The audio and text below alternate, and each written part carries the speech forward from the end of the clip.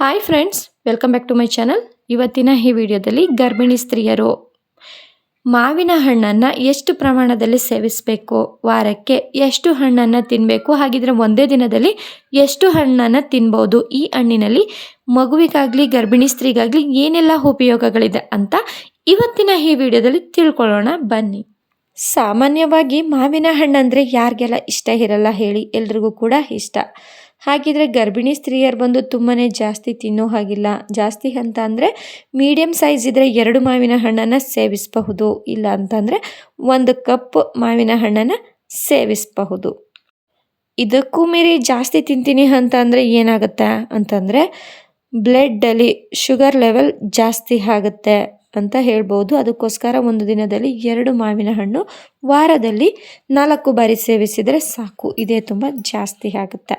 ಮಗುವಿನ ಬೆಳವಣಿಗೆಗೆ ಸಹಾಯ ಆಗುತ್ತೆ. ಹೌದು, ಮಗುವಿನ ಬೆಳವಣಿಗೆಗೆ ಇದು ತುಂಬ ಸಹಾಯಕ. ಮಾವಿನ ಹಣ್ಣಿನಲ್ಲಿ ವಿಟಮಿನ್ ಎ ಮತ್ತು ಫಿಲಟ್ ಮಗುವಿನ ಮೆದುಳು ಮತ್ತು ಕಣ್ಣಿನ ಬೆಳವಣಿಗೆಗೆ ಇದು ಸಹಾಯ ಆಗುತ್ತೆ.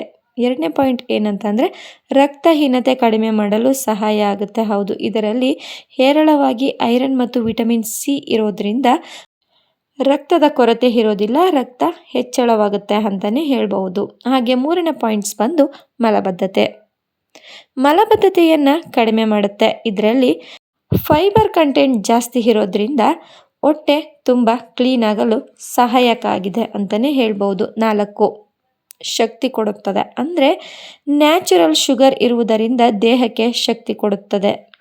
5 ರೋಗ ನಿರೋಧಕ ಶಕ್ತಿ ಬಂದು ತುಂಬಾ ಜಾಸ್ತಿ ಆಗುತ್ತೆ. ಹೌದು, ವಿಟಮಿನ್ ಸಿ ಇರುವುದರಿಂದ ದೇಹಕ್ಕೆ ತುಂಬಾ ಇಮ್ಯುನಿಟಿ ಜಾಸ್ತಿ ಆಗುತ್ತೆ ಅಂತಲೇ ಹೇಳ್ಬೋದು. ಹಾಗೆಯೇ ಮಾವಿನ ಹಣ್ಣನ್ನು ತಿನ್ನೋದ್ರಿಂದ ಸುಸ್ತು ಹಾಗೆ ಆಯಾಸವನ್ನು ಕೂಡ ಕಡಿಮೆ ಮಾಡಿ ನ್ಯಾಚುರಲ್ಲಾಗಿ ಇಮ್ಯುನಿಟಿನ ಗೇಯ್ನ್ ಮಾಡುತ್ತೆ. ಹಾಗೆ ಮಾವಿನಕಾಯಿಯನ್ನು ತಿನ್ನಬಹುದಾ? ಕಾಯಿಯನ್ನು ಜಾಸ್ತಿ ತಿನ್ನೋದ್ರಿಂದ ಆ್ಯಸಿಡಿಟಿ ಜಾಸ್ತಿ ಆಗುತ್ತೆ. ಆ್ಯಸಿಡಿಟಿ ಜಾಸ್ತಿ ಆಗೋದ್ರಿಂದ ಕಡಿಮೆ ಪ್ರಮಾಣದಲ್ಲಿ ಒಂದು 2 ತುಣುಕು ಮಾವಿನಕಾಯಿಯ ಪೀಸನ್ನು ತಿಂದರೆ ಸಾಕು. ಹಾಗೆ ಮಾವಿನ ಹಣ್ಣನ್ನು ಗಮನವಾಗಿ ಎಚ್ಚರಿಕೆಯಿಂದ ತಿನ್ನಬೇಕು, ಗಮನಿಸಬೇಕು. ಅಂದರೆ ಇವಾಗ ಮಾರ್ಚಲ್ಲಿ ಸೀಸನ್ ಇರಲ್ಲ, ಏಪ್ರಿಲಲ್ಲಿ ಸೀಸನ್ ಇರುತ್ತೆ. ಮಾರ್ಚಲ್ಲೇ ಸೀಸನ್ ಬಂದಿದೆ ಅಂತ ಅಂದ್ಬಿಟ್ಟು ತೊಗೊಂಡು ತಿನ್ನೋದಾಗಿರ್ಬೋದು, ಇಲ್ಲ ಆರ್ಗ್ಯಾನಿಕ್ ಆಗಿರೋದನ್ನ ಚೆಕ್ ಮಾಡದೆ ಪೌಡರ್ ಹಾಕಿ ಹಣ್ಣು ಮಾಡಿರೋದನ್ನ ತಿನ್ನೋದಾಗಿರ್ಬೋದು. ಈ ರೀತಿ ತಪ್ಪನ್ನು ಮಾಡಬೇಡಿ. ಆರೋಗ್ಯಕರವಾಗಿರುವಂತಹ ಆರ್ಗ್ಯಾನಿಕ್ ಮಾವಿನ ಹಣ್ಣನ್ನು ತಿನ್ನೋದ್ರಿಂದ ಮಗುವಿಗಾಗಲಿ ನಿಮಗಾಗಲಿ ಆರೋಗ್ಯನೇ ತುಂಬಾ ಚೆನ್ನಾಗಿರುತ್ತೆ ಅಂತ ಹೇಳ್ಬೋದು. ಮನೆಯಲ್ಲೇ ಕ್ಲೀನ್ ಮಾಡಿ ತೊಳೆದು ನೀಟಾಗಿ ತಿನ್ನಬೇಕಾಗುತ್ತೆ. ಹೊರಗಡೆ ಎಲ್ಲೋ ಕಟ್ ಮಾಡಿಟ್ಟಿದ್ದಾರೆ, ಅದನ್ನು ಕಪ್ಪಲ್ಲಿ ಸಿಗುತ್ತೆ ಬೌಲಲ್ಲಿ ಅಂತ ಅಂದ್ಬಿಟ್ಟು ಯಾವುದೇ ಕಾರಣಕ್ಕೂ ತಿನ್ನಬೇಡಿ. ಮಾವಿನ ಹಣ್ಣು ಅಂತಲೇ ಅಲ್ಲ, ಯಾವುದೇ ಹಣ್ಣಾಗಲಿ ಕಟ್ ಮಾಡಿ ಕೊಟ್ಟಂತಹ ಹೊರಗಡೆ ಸಿಗುವಂತಹ ಹಣ್ಣನ್ನು ಗರ್ಭಿಣಿ ಸ್ತ್ರೀಯರು ಸೇವಿಸಬಾರ್ದು. ಮನೆಯಲ್ಲೇ ಕ್ಲೀನಾಗಿ ಸ್ವಚ್ಛಗೊಳಿಸಿ ತಿನ್ನೋದು ಉತ್ತಮ.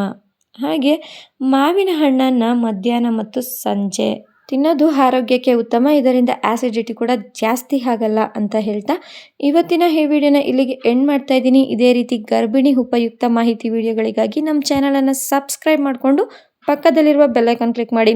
ನಾವು ಹಾಕುವಂತಹ ಪ್ರತಿಯೊಂದು ವಿಡಿಯೋ ನೋಟಿಫಿಕೇಷನು ನಿಮಗೆ ಬರುತ್ತೆ ಅಂತ ಹೇಳ್ತಾ ಈ ವಿಡಿಯೋನ ಇಲ್ಲಿಗೆ ಎಂಡ್ ಮಾಡ್ತಾ ಇದ್ದೀನಿ. Thank you so much. Bye.